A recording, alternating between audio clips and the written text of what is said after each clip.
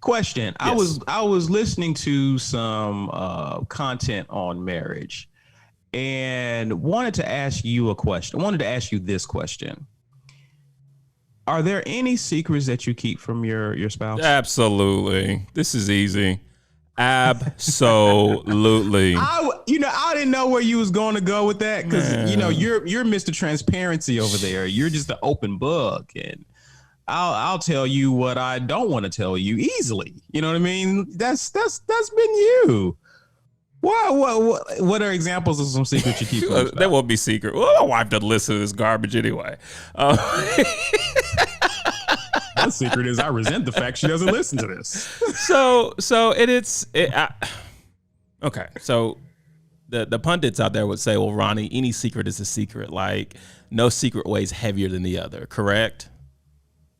I guess. I dispel all that foolishness. So my thing is, I'll tell my wife some stuff that I'll tell her the uncomfortable stuff. If it's gonna impact us, I'm going to tell her. I'm going to tell her about that business trip I went on, and there was a woman that was highly flirtatious, and how I felt about it, and exactly what I did. I'm going to tell her about all that stuff. But Sure. the honest truth, as I'm telling about secrets. I feel so bad saying this. Every day I bring my boys home from school, I've got this Costco-sized bag of Dum Dum suckers, right? I put it in the top back corner of the pantry. And so my boys know, when we get home, all I got to do is ask daddy for a sucker and I'm going to grab him one. Now here's, and I get the little step ladder and I go up there and I grab two, give it to him. Everybody's happy, right? Here's the thing, Walker. We got to cover our tracks, right? So the little stick that the sucker comes on, got to make sure those are in the trash before mommy gets home. And we speak nothing of suckers when mommy gets home because my wife's a dentist, for those of you who don't know, and my wife is always checking out our teeth. And so if there's any trace of any foul activity like suckers, then, I'm the one that's going to get it. So that's one secret I keep from my wife. I'm going to share another one that's a little, this one I really feel guilty about. But I'm going Usher. I'm confessing everything right now. So, God, this feels so bad. There's a certain amount of money that I stash away in an investment bearing account for us that her name is on, that my name is on as well. This account has not surfaced on our portfolio. This account is not something our financial advisor talks to us about. This account does not reside on the spreadsheet that she and I look over to assess our financial vitality, if you will. What this is, Walker, is me being obsessed with making sure there's a certain amount of liquid funds available to us at all times, right? So what my wife sees as our primary liquid, like emergency rainy day, is one thing. But then we got this other thing over here that, we or you. Huh? We or you. I mean, her name's on it, so it's we. But she does not know about that. I don't. You. What's that? So it's you. Well, her name is on it, so it can't be just me. She don't know about it. I know, but she signed up for it. She just didn't realize she was signing up for it. Okay. Now, I'm not proud of that, Walker. I'm not proud of that secret. And no one is proud of their secrets. And just my luck, Walker, this would be the one episode my wife decides to listen to. So make sure y'all tune in next week, because that's just how my luck goes, Walker. You got a what? You give it. She'll be more pissed about the boys getting suckers every day after school. But anyway, and I know my What's little your wife's number? I want to text her something. Just dial 911. That'll be easier. Just cut to the chase. But yeah, so those are a couple. There are a lot more. I don't know how much time we want to spend on this, but yeah, I keep secrets from my wife for sure. Am I proud of it? Am I proud of it? No. I don't think you should be. I don't think you should be. I mean, but again, those are things that will be harmful. You're transparent or potentially be a problem. Well, things that are harmful, you keep away from you. True. I would say things that would bother her, but I'm pretty sure the sucker thing, as you acknowledge, would bother her. Last one, I promise. We have this Costco credit card that gets cash back every year. I manage that, and I go and get the cash back. The money from that goes into this other savings account. Yeah, I don't have a lot of like things that my friend, like things that friends come to me in confidence about. Oh goodness, I don't share with her. Okay. You know what I mean? I don't share those things, and even like I don't share details about my past. Really? Details. Like past relationships. You cover. She knows the gist. Okay. I was with such and such. We were together for this long. This is why it didn't work out. Right. Okay. But I'm not giving, hey, on this night of such and such at 9:00. Like, I'm not doing that. Okay. Like, that's like that helps no one. Right. That information helps nobody. So, like, yeah, of course there are things I keep from her, but if it's pertinent to our relationship, there was a time where I was supposed to meet up with 2 coworkers, and it was a woman and another guy. The guy flaked out. Now I told my wife, hey, I'm going to dinner with coworkers. Yeah, a woman and a guy. Well, he ended up flaking out, and I'm like, well, do I just get up from the table now? Oh, here's my food. You know what I mean? It's just like if you was to walk in, it'd be like especially knowing you, Walker, what are you know what I mean? It just would have looked. You think I would have been like that? Have you met yourself? Here's the thing, Walker. If you finish and then we'll unpack. You would have read my body language. No. The thing is, if that were to happen, and I were to ever, and you're going to quarantine until 2030, so it won't ever happen. Chopping it up with us. Yeah, but here's my thing, Walker. I'm like, this is a coworker. This person is. I wouldn't even need that, Walker, because I know how you feel about your wife, right? Yeah. And then it's none of my business. But then the other woman. Well, that doesn't matter. But here's the thing, Walker. Everyone knows that. I'm a hypocrite, right? I've said that on. What do you mean? I'm just being honest with myself. I've done hypocritical things before. I will do hypocritical things in the future. If I were to come in and loosely judge you based on that given variable, I would be even more of a hypocrite because I go to lunch with women regularly. Gotcha. Now let me support that. I'm gonna tell my wife about it. Sure. There's a female that you and I used to work with, because I'm trying so hard not to say her name. I'm going to lunch with her next week. Gotcha. When I was setting it up with her, I was like, hey babe, going to lunch with such and such. And she looks at me like I'm an absolute idiot. Like, why are you telling me this? But that's the thing. Like, I don't want any with stuff like that. I don't need any loose. I don't need anything. I got to make sure everything's tightened up, right? So, do you think that, and a lot of it is, our wives trust us because of our consistency. But do you think if you had a past, let's say that you had a hoe phase in your past, do you think that your wife would be less prone to just be like, whatever? Do you think that would affect it a little bit? Absolutely. Knowing my wife, if I had a past like that, if there were any issues of potential infidelity or foul plays, we could say. Not even infidelity. Let's say foul play. Let's say foul play. Okay. If there was any concerns about that, I trust my wife that she would surface those concerns. Because I think that would be a given. If there was a history of foul play. Yeah. She would clank. Yeah, for sure. Yeah. Absolutely. You should do that. Right. If there's a history of that. I'm just saying, because most people know your story, your testimony with your wife was you saved yourself. What do you mean? For marriage? Oh yeah. My wife's like the only, so yeah. Yeah, so that's what I'm saying. Like if that could, depending on your spouse and how she's wired, that can be concerning if you had a past or a way with women. You know what I mean? And so just depending, and I'm pretty sure your being a consistent husband and being devoted to her would cure all of that. True. But you just never know how understanding, people are given. 'Cause it's easy to be understanding with someone such as yourself, someone such as myself. But if you had like a pure whole phase in the past and there are women that, you hang out with, of course, your wife sees you around the opposite sex as well. So she takes that all into account. I'd just be curious to see how understanding a woman would be given if you switched out certain things about yourself here and there, would she still be as trusting? I got you. See what I'm saying? Yeah, I can go on record by saying I don't think my wife would be nearly as understanding.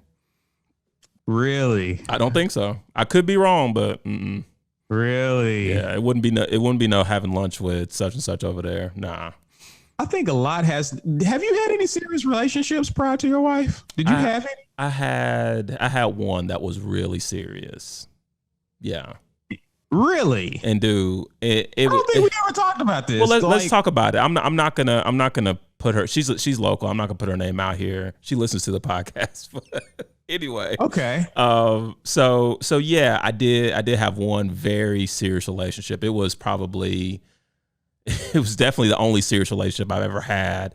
And it was probably about two, maybe 3. It ended 2 to 3 years before I met my wife. Right. And as I've shared on the podcast before, my wife and I, when we met, we decided we were not even going to be friends. We hate each other's guts. So,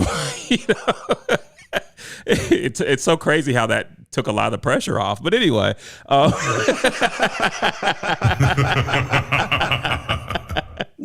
but no, so that serious relationship before my wife that ended, it rocked me, man, because that was something I thought was gonna last a lot longer. That was something broke up with you?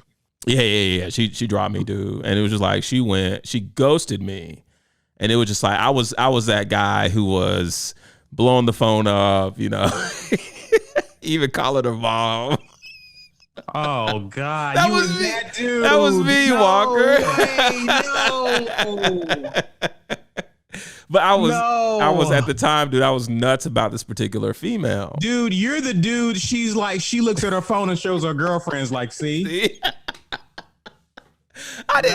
Walker, I didn't know. It turned out to be good because it helped me to learn the code. Because I was talking to my homeboys about it a lot, and they were telling me similar things like, "Gat, you gotta chill, man." I'm like, I gotta have while they're telling me how outrageous my actions are. I'm calling her like, don't call her. What do you mean? What you said? What you said? Don't call, right? Okay, cool. Hey, please call me back. This Roddy G. You were a bugaboo. I was a bugaboo, dude. I'm not proud of it, but I'll admit it. I love being transparent about stuff like this, man. But yeah, every guy has had that one female. I mean, again, as guys, we're the ones pursuing typically, right? Right. So in our pursuits, we've always had that swing. We've all had that one swing and miss. So even with what you're doing, I did that before in college with a girl. Like, I thought she was just bad. You know what I mean? And just called. But what was odd, she would say call her. And I was thinking to myself, all right, I'm only doing what you ask. Hold on, say what? She would tell me to call, hey, hit me up. Okay. Okay. You know how people say, hey, how you doing? And they don't really mean it. Right. Yeah. They're just expecting a good, how are you back? Right. Not really a well, you know what I mean? That was kind of how that was. And so again, you learn from your mistakes. Gotcha. You learn from your mistakes. Well, no, what I want to share about that, because it was something that I had to share with my wife, because again, this was two, maybe 3 years before I even met my wife, right? And so then things start to pick up steam with my wife, and we end up, I end up proposing, and then here comes old girl, now I'm starting to get calls. And I'm just kind of like, well, hold on. Really? Oh yeah. So this was a pivotal point for me because I'm not gonna lie, I felt a good type of way when she started calling me back, but I was still kind of bitter, and I was like, nah, like my thing was I'm not gonna pick up because You're engaged at this point? I'm engaged. Yeah, well, I mean, maybe engaged for like a month if I can recall or something. It wasn't long, okay? So Still I'm like, engaged. yeah. So I'm like, no, I got a fiance now. I'm not even gonna mess with that. So now I'm flipping the narrative and I'm ignoring these calls, right? But the calls were consistent, and the voicemails were being left. And I'm not gonna lie, like my heart started to feel a good way about it, and I started to think like, okay, do you know why that was? what you about to tell me or No, I'm asking you. what? I have an idea. Okay. If you don't feel like sharing no, it. I'll share it, Walker. I felt like at the time I still wasn't over her. And then like I was starting to feel myself because I'm like, oh, now here you come blow your boy up, like, and that makes you feel, at least it made me feel really good. It made me feel like, it's nothing against my wife. It's not like she wasn't making me feel valued, but it's like, okay, I got a ring on this one. So I know she cool with the boy, but then I got old girl over here too. But so anyway, we reached a pivotal point because that was a secret I kept from my then fiance, now wife, up until premarital counseling. And a similar question came up. And so then we had to deal with it. So I think, and I was honest, Walker, because my thing with my wife now is like, I was trying to bring as less baggage into that as I could. So my thing was like, if anything boiled up, let's deal with it now and let's just see how it's going to go. I'm definitely fearful of losing you for this, but at the same time, you need to know everything, especially things like this. Right. So we dealt with that, and I ended up reaching out to the young lady and just being like, hey, appreciate you reaching out. Here's my whole situation. Thanks. She knew you was engaged, or she didn't know? She did not know. Because when I told her that, she was kind of like, oh, and because I was thinking like maybe she heard and maybe that, was a catalyst to her calling or whatever, but she had no idea. And she understood. She kind of like, okay, cool, whatever. And like I was intentional about not even open that door to try to find out like, why have you ghosted me for 2 years? Like, why didn't you, I didn't even ask those questions. I just kind of like, the door's here. I'm gonna crack it open. I'm gonna put one eye out there and I'm gonna slam it back shut. So that was my whole thing. You just open the door just to tell her no one's home. Gotcha. Telemarketer, not telemarketer, but door-to-door salesman status. Yeah. Yeah. A real person. Right. Gotcha. Yeah. Well, all right. I was lame, dude. I was lame, man. I didn't have no action.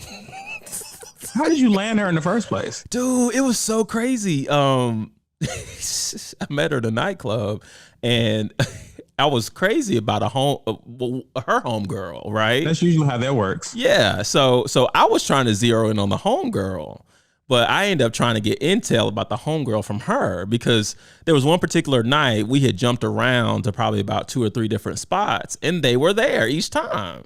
And so I was like, man, I got to figure out who this is. Now, again, this is before social media was a big deal. I wasn't even on what little social media was out there. So it's not like you can even Facebook stalk, right? So she, I had tried several times to get the other girl's number. No luck, whatever. And, she'd even said, hey, just chill, man. I am even trying to go there. So, but I would give up. So I ended up going to her, and then we ended up clicking. And it was just like, hold on, then we started kicking it, and we started kicking it really hard. And I was just like, dang, you cool. So anyway, and we vibed on like a really deep level and understood each other a lot. So yeah, that's kind of how that happened. Cool. Yeah, I didn't know much about your dating history. Because it's not much to tell. That's it, huh? We've covered it. Well, tune in next week.